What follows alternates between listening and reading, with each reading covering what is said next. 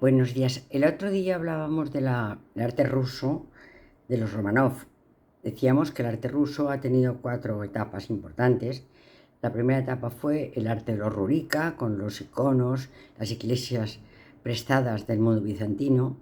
La segunda etapa va a ser la de los Romanov, que se va a caracterizar por un arte barroco y luego neoclásico, copiando fundamentalmente el barroco del sur de Europa, de Francia, de Países Bajos, de Flandes, de Italia y de España. Y hoy vamos a hablar del tercer grupo de arte ruso que va a ser el que, que se va a dar en la vanguardia que ha habido en Europa y ahora la va a haber también en Rusia. Esta vanguardia va a ser una vanguardia muy muy importante. Lo que pasa es que va a ser de muy escasa duración, porque realmente tan solo estuvo en la época en que tras la guerra civil rusa entre mencheviques y bolcheviques mandó Lenin y Trotsky. Y con la llegada de Stalin sobre 1930 la vanguardia se termina y empieza el cuarto grupo de arte ruso que va a ser el realismo soviético. Bueno, os vamos a hablar con mucho gusto de esta parte del arte ruso tras la revolución. Realmente, pues, el arte ruso tras la revolución va a tener una influencia muy importante del arte de Europa. Es decir, que el arte de finales del 19 va a llegar y va a entrar en el estilo artístico de los pintores rusos antes incluso de la revolución de 1905. Va a ser el impresionismo y el cubismo. Es decir, todos ellos van a ser antes de hacer su verdadera vanguardia, van a ser impresionistas, expresionistas, cubistas, futuristas. Bueno, tras esto vendrán las dos grandes corrientes artísticas que van a realmente dar nombre a la vanguardia rusa, que van a ser el suprematismo y el constructivismo. Bueno, pues vamos a estudiar estos grandísimos artistas, que a muchos de ellos no nos son conocidos, otros muchos sí, pero que bueno, que los que no conocemos los vamos a conocer ahora, y los que no ya conocemos los vamos a recordar con muchísimo cariño. El primero de ellos va a ser Natalia Goncharova. Natalia Goncharova es una pintora rusa del Cobo futurismo, es decir, que en su arte va a ser cubismo y cubismo en movimiento, que al fin y al cabo el futurismo va a ser esto, el cubismo en movimiento y además perdiendo los iconos reconocimiento, es decir, el arte cubista es un arte con un icono reconocible, cuyos elementos artísticos van a ser las figuras geométricas, un arte plano. El futurismo va a ser exactamente lo mismo que el cubismo, pero las figuras no tendrán que ser iconos reconocibles, son tan solo figuras geométricas y además habrá una cierta sensación de movimiento. Ella fue pues una cobo futurista. Además fue junto a su marido Mikhail Larionov la introductora del rayonismo, que es un arte que vamos a ver que se va a caracterizar por la acción que los cuerpos iluminados tienen al irradiar ellos mismos, el sol que han recibido. Bueno, pues también son muy importantes para todos ellos, incluso para los más progresistas, la influencia del arte folclórico ruso. Bueno, pues aquí tenemos a Natalia Natalia Goncharova, en un autorretrato impresionista, es decir, ya vemos las influencias como van surgiendo en estos artistas rusos. En el segundo vamos a ver ya una imagen, una pintura de Goncharova que va a ser una pintura expresionista. ¿Y por qué digo expresionista? Porque si el impresionismo ha cambiado la técnica y ha pasado de pintura plana a pincelada suelta, el expresionismo lo que va a cambiar va a perder la objetividad de la visión. Es decir, el pintor expresionista no pinta lo que ve, sino que pinta lo que siente. Su pintura no es, por tanto, objetiva, su pintura es subjetiva, como es el caso de estos hombres cogedores de manzanas. A continuación tenemos otro cuadro también expresionista, pero además con una connotación importante. Decíamos que estos artistas tienen gran influencia del arte ruso. En la parte de abajo pues vamos a estas mujeres que están agachadas, como sus vestuarios presentan este colorido tan típico de la pintura rusa. La pintura rusa va a ser muy colorista, entonces vamos a tener esta influencia importante del color en la pintura rusa. Aquí tenemos ya una imagen que, aunque es un hombre que está entre el trigo. Realmente es una pintura ya rayonista. ¿Por qué? Porque el hombre está como irradiando el sol que le llega a él, la luz que le llega la irradia. Esto va a ser lo que va a hacer luego su esposo, que va a ser uno de los grupos artísticos, no más, el de los más importantes, pero sí importante la vanguardia rusa. Bueno, hay una cosa muy importante en todos estos artistas, es que todos van a ser diseñadores. Es decir, que van a diseñar las obras artísticas, perdón, teatrales, o bien de teatro, o bien de ópera, de distintos diseñadores, montadores de óperas rusos y fuera de Rusia, también europeos. En este caso va a ser muy importante Sergei Diaghilev. A Sergei Diaghilev le van a hacer la tramoya de sus representaciones artísticas todos los artistas importantes rusos, y también, por ejemplo, Picasso, Miró, Delaunay, van a hacer ropaje y decoración de sus obras teatrales. Bueno, también, aparte de trabajar para Sergei Diaghilev, va a trabajar también para la producción parisina Le Coq d'Or y para trajes para el ballet Liturgie, que es un ballet que está realmente compuesto por una música coral de himnos ortodoxos rusos. Aquí tenemos uno de los trajes que hace para Diaghilev. Vemos que tiene un recuerdo al mundo de los árabes, al mundo de los mongoles, porque son los pueblos que realmente han conformado y siguen conformando las distintas etnias del pueblo ruso. Aquí tenemos otro retrato de mujer, de uno de los vestuarios que hace para Sergei Diaghilev. Aquí tenemos el rayonismo de su esposo, de Mikhail Larionov, que hemos dicho que es eso, el efecto que nos... es decir, trata de plasmar la percepción de los rayos que emanan del sol y que el objeto vuelve a irradiar. Es decir, que es una especie de irradiación secundaria. Es muy importante en este momento la aparición de la radioactividad. El mundo va todo a la vez. Y cuando aparece un progreso importante como la radioactividad, pues contamina el arte, la literatura, la vida. Ocurre lo mismo que ahora con la inteligencia artificial. Dentro de poco vamos a ver películas, vamos a leer libros, vamos a ver cuadros, vamos a ver expresiones artísticas sobre la inteligencia artificial. ¿Por qué? Porque el arte es una manera de manifestación humana y por tanto va a seguir las costumbres del momento. Pues esto pasa con el rayonismo, que coincide con el descubrimiento de la radioactividad, y ellos quieren representar esta parte del nuevo mundo en sus composiciones artísticas.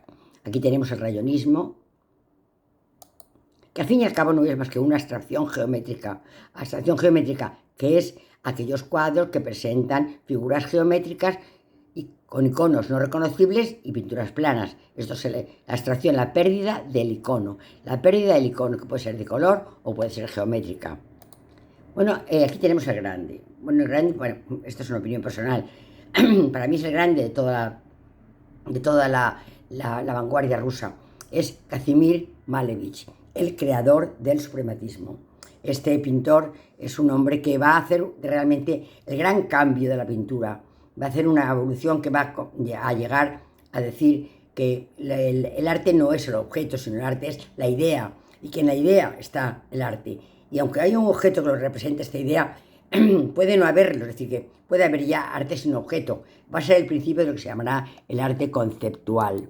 Aquí tenemos un autorretrato al modo de Piero la Francesca. Es decir, que también Malevich va a seguir esta serie de etapas que hemos enumerado, etapas que vienen del mundo europeo. En este caso es una interpretación del Renacimiento florentino de Piero de la Francesca.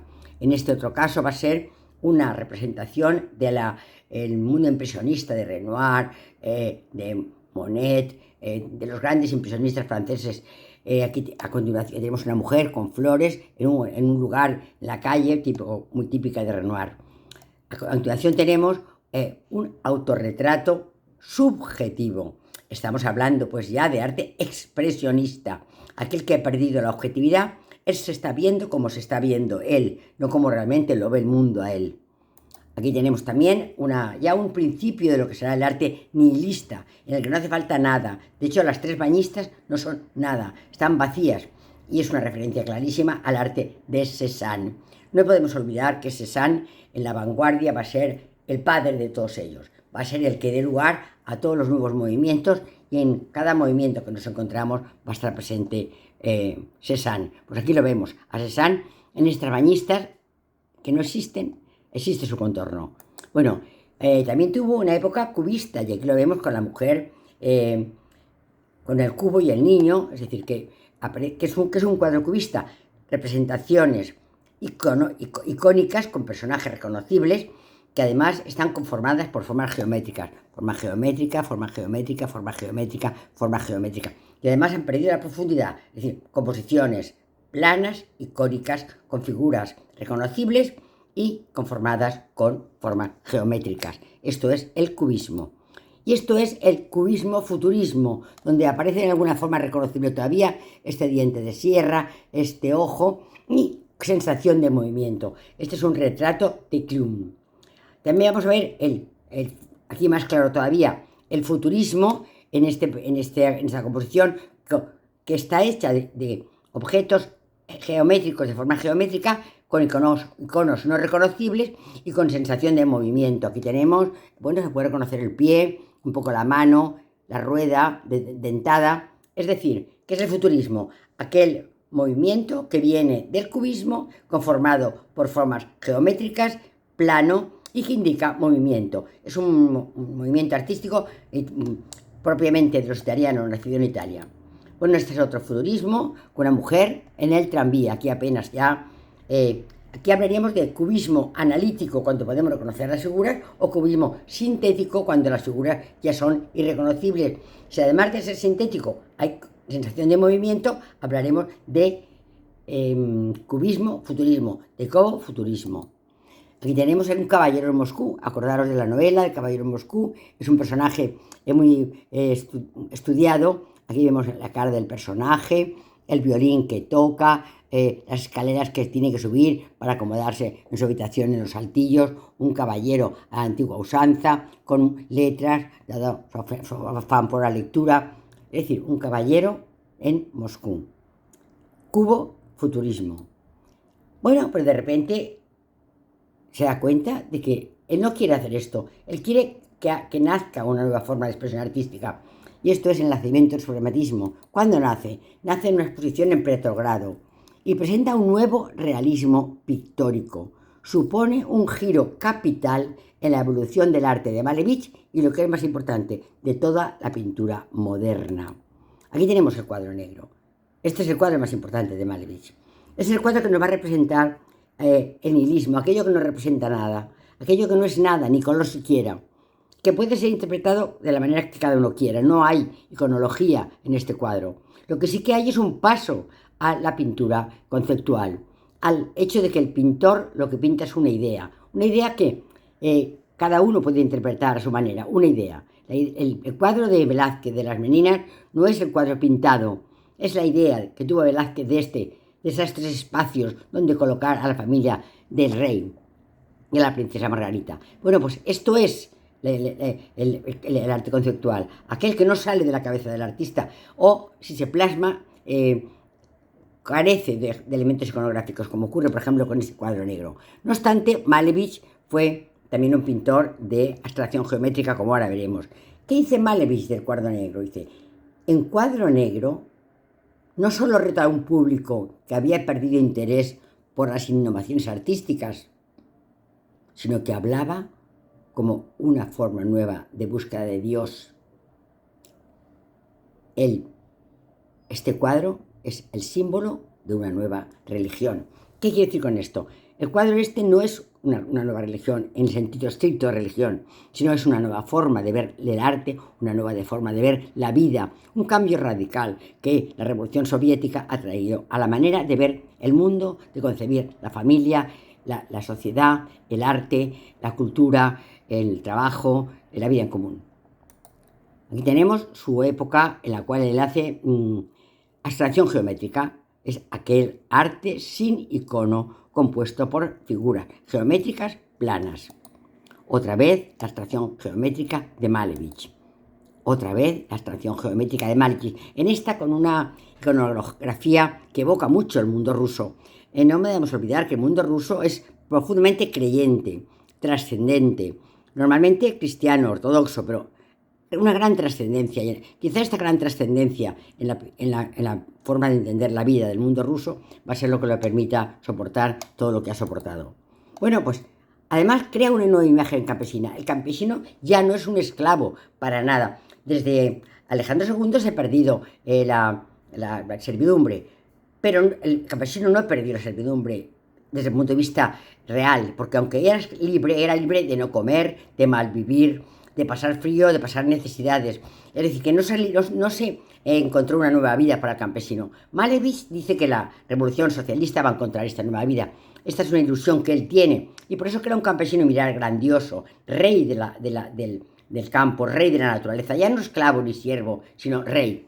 Una persona grande, mirarlo, el cielo, en la parte central, el campo, y él sin cara, porque es el campesino en general, aquel que ya ha vencido a los aristócratas, ha vencido a los que mandaban sobre él, y se ha hecho él el rey de la tierra que cultiva. Es maravillosa esta concepción nueva del campesino. A mí me gusta muchísimo Malevich, me parece un pintor de un gran simbolismo. Mirad, esta es la campesina que lleva en su mano el rastrillo, y que tenemos detrás el campo que cultiva y al fondo el pueblo que habita. Una campesina que tiene campo, que habita un pueblo y que es dueña de su trabajo. El campesino libre, el campesino libre, el campesino grande, el rey del campo, los campesinos libres. Aquí tenemos a los pensadores, ya no hay campo, es cielo y tierra. Estos hombres con esta especie de gorro que recuerda al mundo mongol, árabe, son aquellos que están pensando en cómo cambiar el mundo, en cómo hacer a los campesinos reyes de la creación. Aquí tenemos un campesino corriendo. ¿Y qué tiene detrás? No se puede abstraer Malevich de la realidad soviética. Realmente detrás tiene una iglesia, porque ya hemos dicho que el cristianismo ortodoxo reinará en Rusia por todos los tiempos. El siguiente personaje, alumno de Malevich, va a ser Lisinski. Lisinski va a ser un suprematista también, realmente un pintor que hace abstracción geométrica. Crea una composición que les llama PROUN. El PROUN es el acrónimo de Projekt Überdenia Novogo, que significa proyecto para la afirmación de lo nuevo, del Gestaltum. El Gestaltum es lo nuevo, la nueva composición, la nueva configuración, la nueva realización del arte. Él viene a decir que va a crear una especie de elementos que van a crear un nuevo arte. Bueno, pues está entre la arquitectura y la escultura. Bueno, aquí tenemos una composición en la cual se ve el movimiento. Es un cuadro de abstracción geométrica con insinuación de movimiento. Esto es muy importante desde el punto de vista iconológico, porque lo que nos está contando es un hecho muy importante en el mundo de la vida y del cambio ruso, que va a ser como los rojos, los bolcheviques golpean a los mencheviques, los rojos contra los blancos. La cuña roja golpeará al globo blanco. Rojos contra blancos, mencheviques contra bolcheviques. La trágica revolución rusa guerra civil rusa tras la revolución. También hizo portadas del libro, y en el cual encontramos lo que se pretende enseñar. Objetos, un barco, letras, un rastrillo, una mano que indica el lugar adecuado, un signo aritmético, el más, el por, un número, una letra, una nota musical. Todo esto, hay que decir, y esto es cierto, que a pesar de que el mundo ruso sometió a una esclavitud nueva según mi opinión, a los habitantes de la Rusia después de la revolución, una cosa no se olvidó y no se dejó nunca, que fue la enseñanza. La enseñanza fue una cosa tomada muy en serio por los rusos de todos los tiempos.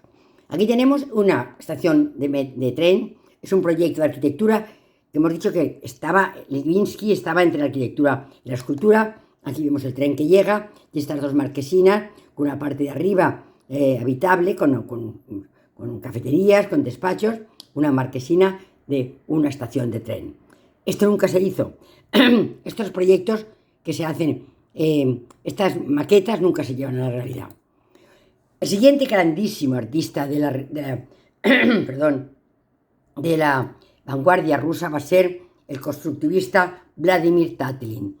Aquí lo tenemos, un eslavo, que fue además una cosa que va a pasar también con los hermanos Gabo. Es hijo de un ingeniero de ferrocarriles y de una poeta.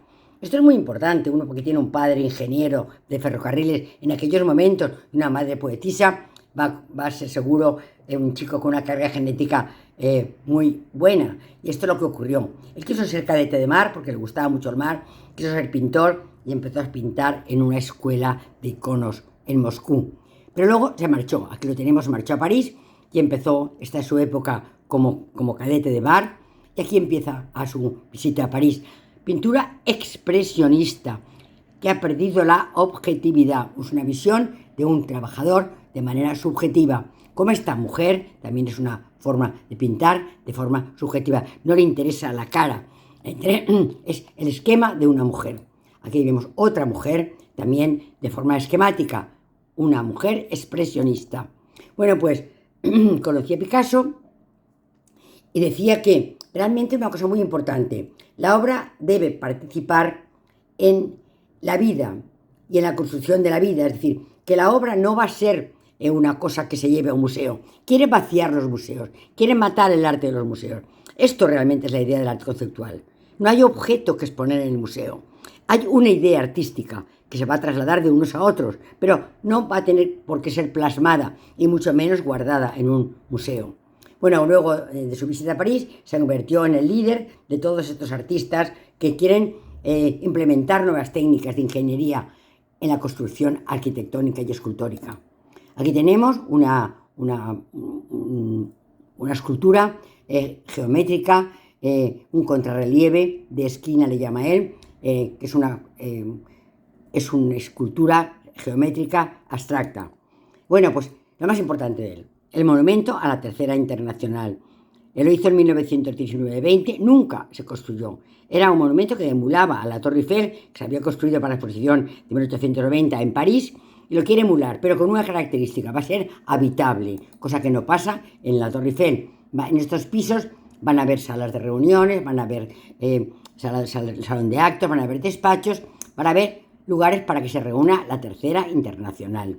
Bueno, pues no, ya digo, se hicieron muchísimas maquetas de él, pero no se hizo nunca, en realidad no sé, este proyecto, igual que el del Lissinsky, ninguna de los dos se llevaron a cabo. También inventó, como Leonardo, un aparato para volar sin motor. Desde luego no volaron ninguno de los dos, eso se consigue siempre con motor. No llegó a volar. Esto está en Londres, en el Museo de Arte Moderno de Londres. También fue diseñador como la Gonchakova. ¿Por qué? Porque diseñó para Sergei Diaghilev. Aquí tenemos un maravilloso traje de una campesina. Aquí tenemos a un campesino. Aquí tenemos a un grupo de soldados. Aquí tenemos a un payaso. Este es un buzo, un hombre del océano, le llama él. Este es un personaje, un paje de un cuento de una de las óperas. Y esto, qué maravilla de escenario. Fíjense la tropa que entra, el escenario maravilloso, con esta escalera fingida. Es decir, que realmente es un grandísimo creador de tramoya para las obras de arte. Este es el bosque, un bosque de una ópera donde el bosque es presente. Esta es una composición ya de abstracción geométrica, también como un decorador artístico. Bueno, pues acabó muy mal.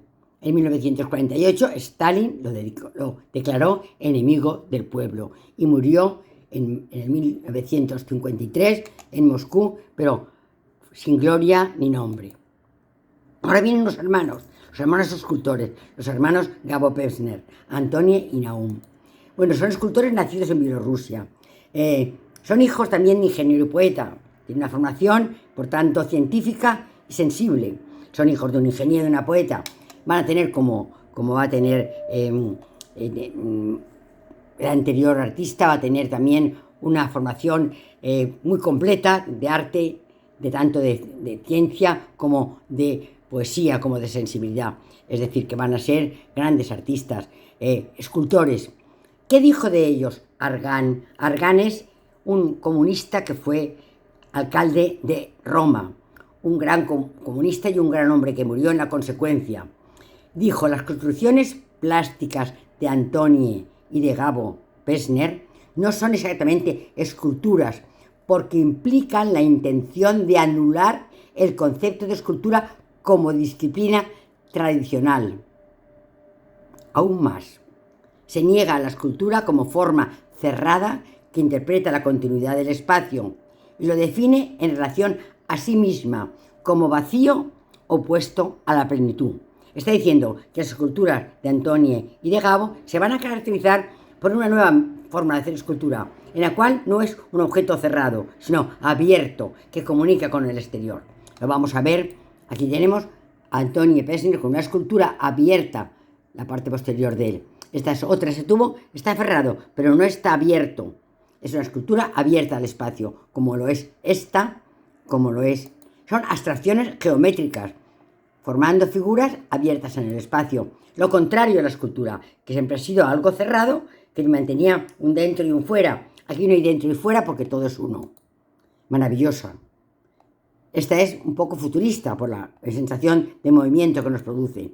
Como esta, que parece un plano de Palazuelo, aquellos planos de Palazuelo que parecía que volaban. Planos que vuelan, decía Palazuelo. Pues esto parece un plano de Palazuelo volando. Esculturas, esta es también futurista por el movimiento que implica. Bueno, tuvo representaciones, es decir, tuvo numerosas muestras en Ámsterdam, en Basilea, en Londres, en Nueva York, en Chicago. Murió en París en 1962. Tuvo un hermano que se llamó Nahum Gabo Pestner, que era médico, y esta condición de médico se va a percibir en sus obras. Aquí le tenemos. Y esta obra vemos la característica no tan clara como su hermano de escultura abierta. Esto es una escultura cerrada, porque al fin y al cabo lo que representa es el esquema de una mujer, pero cerrada, con la mano, la cabeza, el cuello, la espalda. Esto es, sí, es de abierto. Esto, él decía que era una red arterial. Bueno, yo me lo creo. Bueno, pues puede que lo sea. Sí que parecen finos capilares que conforman una red arterial. Aquí tenemos otra vez una escultura abierta, que además es futurista porque implica movimiento, como también es esta otra. Bueno, además de ellos fueron también, como decíamos, escenógrafos y crearon la tramoya de las obras, en este caso de Sergi Diaghilev. Para La Chata, que fue un ballet suyo, aquí tenemos la escenografía de La Chata de Antonio y Gabo para el ballet ruso de Sergi Diaghilev. Otro grandísimo va a ser Mikhailovich Rodenko. ¿Por qué va a ser Rodenko famoso? Era un hombre, este no era hijo de ingeniero, pertenecía a una familia obrera, pero era pintor, escultor, diseñador gráfico y fotógrafo. Es decir, que fue un hombre que creó una nueva forma de expresar el arte, la fotografía y el cartel publicitario. Aquí vemos una obra suya que representa la danza, una abstracción geométrica de color, otra abstracción geométrica de color, otra abstracción geométrica, pero esta vez ya geométrica de color, mucho más geométrica que las anteriores. Bueno, pues también está muy influido por los dos grandes, por Malevich y por Tatlin, por el suprematista y por el constructivista, que son los dos grandes pilares de la vanguardia rusa. Influido por ellos, va a crear este mundo. Aquí tenemos el sol que ilumina la tierra, pero de una forma nihilista, es decir, tan nihilista que el siguiente cuadro que va a presentarnos va a ser el que él titula La muerte de la pintura. ¿Por qué? Porque él va a crear una nueva forma de expresión artística que va a ser la fotografía. Aquí lo tenemos fotografiando este conjunto de personajes rusos. El orden, la disciplina, está presente en el mundo de la Revolución Rusa. Como vemos aquí, estos desfiles militares que a él le gusta mucho fotografiar. Aquí vemos un balcón con tres personajes que están mirando cómo pasa el desfile. Esto es unas maniobras del ejército ruso, también fotografiadas por Rodenko. Y aquí tenemos a Rodenko con su novia, con su pareja, y al fondo una obra de Lisinski. Bueno, pues se encontró con Mayakovitch, Mayakovsky fue con él los que crearon una agencia de publicidad. Mayakovsky lo que hacía era crear eslogans fáciles de entender, fáciles de comprender. Bueno, para mí serían imposibles porque yo no consigo decir ningún nombre bien. Yo no sé cómo lo hago. Rodenko no, Rodenko lo que decía era la parte artística. Bueno, pues crearon 150 piezas publicitarias y, digo, los eslogans los creía Mayakovsky y él hacía los dibujos. Por ejemplo, un dibujo publicitario, otro en el cual toman como modelo el acorazado Potemkin, una muestra de chocolates de un cacao para niños, otro cacao para niños, este es unas galletas para niñas, son carteles publicitarios, es decir, que son los primeros que van a hacer este tipo de arte en el mundo ruso. Otro cartel publicitario. Muy importante, como os decía antes, el aprendizaje y la enseñanza en el mundo ruso. Aquí tenemos una escuela donde están haciendo una escuela para aprender a leer y una escuela para crear técnicos, que no tienen técnicos. Entender que el mundo ruso es un mundo completamente agrícola. Y cuando llegue Stalin va a querer hacer un país industrial y va a carecer de esto, de personajes que entiendan la industria. Bueno, pues va a crear una escuela en ese sentido. Aprendamos a leer para aprender a crear. Y aquí tenemos una campesina muy divertida. Está muy divertida, ¿por qué? Porque se terminó. Ahora ya tiene un zapato con el hoz y el martillo, de forma que el que se oponga a ella, el que quiera dominarla, ella podrá aplastarlo. El síndrome de que la mujer ha dejado de ser esclava, sigue siendo campesina, no puede ser otra cosa, pero ya una campesina de verdad libre. Ahora tenemos a Vasily Kandinsky. Vasily Kandinsky es muy importante, pero no importante en Rusia. Él nace en Rusia, es abogado en Rusia, es incluso profesor de la Universidad de Moscú, pero sale de Rusia y se marcha a Múnich. En Múnich crea el Jinete Azul, y cuando ha creado el Jinete Azul y la Revolución Rusa triunfa, él se siente en la obligación de regresar a su tierra, de colaborar con la nueva forma de gobierno, la cual él comparte. Vuelve y trabaja con Lenin. Lenin le encarga que organice el arte y la educación en Rusia. Está un tiempo allí, pero no le convence a él lo que ocurre en Rusia en aquellos momentos y decide volver para siempre a Europa. No obstante, en ese tiempo va a pintar una nueva plaza roja en Moscú. Este es uno de los cuadros que pinta. Este va a ser otra visión de la Plaza Roja de Moscú, visto desde el arte de El Jinete Azul, expresionismo alemán de Múnich. Y aquí vemos otra vez, con una gran influencia, grandísima, del arte ruso, de las costumbres rusas. Ya hemos dicho que esto va a estar en todos ellos. Esto es un paisaje, también pintado por él. Este es un retrato de Lenin, con el cual comparte trabajo e historia. Y abandona Rusia y vuelve para siempre ya a Alemania. El último que vamos a ver va a ser Marc Chagall. Marc Chagall nació en Vitebsk, que era Bielorrusia, y murió en Francia. Aquí lo tenemos con una imagen, pintando una cerámica, con una imagen que va a ser muy característica en su vida, porque la imagen de la mujer bella y bella era su novia, va a ser uno de los iconos más importantes que él maneja.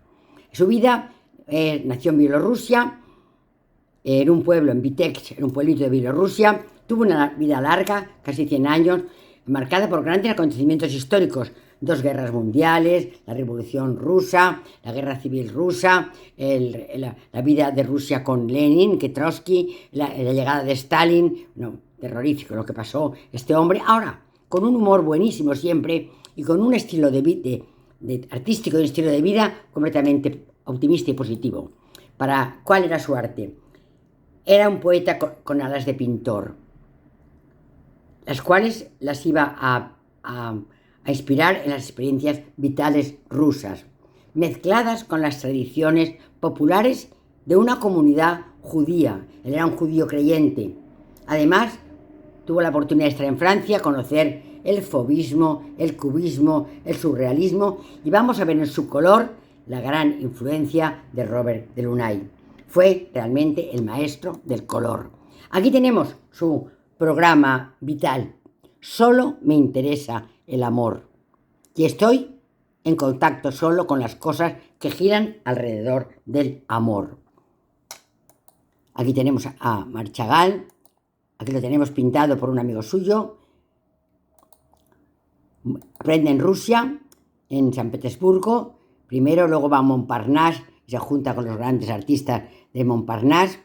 Pero él tiene el plan de casarse con su novia, con Bella Rosenfeld, que es una chica también judía, de familia más distinguida que la suya, y que a él no le quieren. Entonces él va a Europa a aprender. Vuelve en el 1914 a casarse con Bella. Vuelve y nos cuenta cómo es su aldea. Vamos a ver su aldea. Su madre, la vaca azul blanca. Él, la vaca verde que espera de la madre. El padre, el campesino. Su aldea al fondo. Es decir, la madre, él, el padre, la aldea. Su vida, a la que va a añadir a Bella, que llegará para casarse con ella y será el amor de su vida. Aquí tenemos a su padre, a su pueblo, los pies de Bella. En París estuvo junto a Sergei Diaghilev, a Vasily Kandinsky y pintó a la forma parisina. Esto es una reinterpretación de la obra de Van Gogh. Aquí tenemos un cuadro que le gustaba mucho a él ver, su ventana, una ventana completamente imaginaria. Esto es completamente arte expresionista, es completamente subjetivo. Él no veía desde su ventana París, ni veía a un hombre que bajaba. No, esto se lo imaginó él todo. Era un arte subjetivo. Mira, esto era todo subjetivo. Este también es subjetivo, es la mirada de Apolinar. Apolinar es un hombre, Apolinar es una mujer, un hombre. Es un círculo presidido por el amor. Esto es el surrealismo para él. Una cosa que es fuera de lo real, una cosa onírica, donde un hombre puede ser una mujer a la vez, pero donde siempre él destaca el amor como presente en todos los lugares y en todas las maneras de entender el mundo. Bueno, en Rusia vuelve a casarse y ya se tiene que quedar porque estalla la Primera Guerra Mundial. Entonces regresa a Rusia y se casa en 1905 con Bella Rosenfeld, su novia de toda la vida. Aquí vemos su llegada a Rusia, el amor que nunca los va a separar. Es decir, celebrando un cumpleaños que es en un momento de máxima felicidad. Una felicidad tan grande que los dos enamorados flotan en el aire. No hay gravedad para ellos. Aquí tenemos la llegada con sus flores el día del cumpleaños de Bella. Y aquí tenemos la boda de Bella con Chagall. Con un músico que va a ser un elemento muy importante en su arte. Él como vaca, porque al fin y al cabo le preguntaban, ¿por qué siempre pone una vaca? Y dice, porque yo cuando me miraba alrededor veía siempre vacas. Mi vida está llena de vacas. Se casa con Bella. Aquí tenemos a Bella y a Chagall, los dos juntos, la misma cosa. Este es el brazo de Chagall, estos son los brazos de Bella el día de su boda. Se han fundido para siempre. También le gusta mucho representar de Fielder, que son como unos conjuntos de música hebrea tradicional que son muy frecuentes en la iconografía del pintor. Es como una sensación de tiempo detenido, de tiempo que no pasa, de historia que permanece. Aquí tenemos el violinista de 1913, aquí tenemos el violinista de 1923, que se encuentra en el Guggenheim de Nueva York, y aquí por fin tenemos el violinista de 1924, con el que nos despedimos de ustedes hasta el próximo día. Muchísimas gracias por la atención.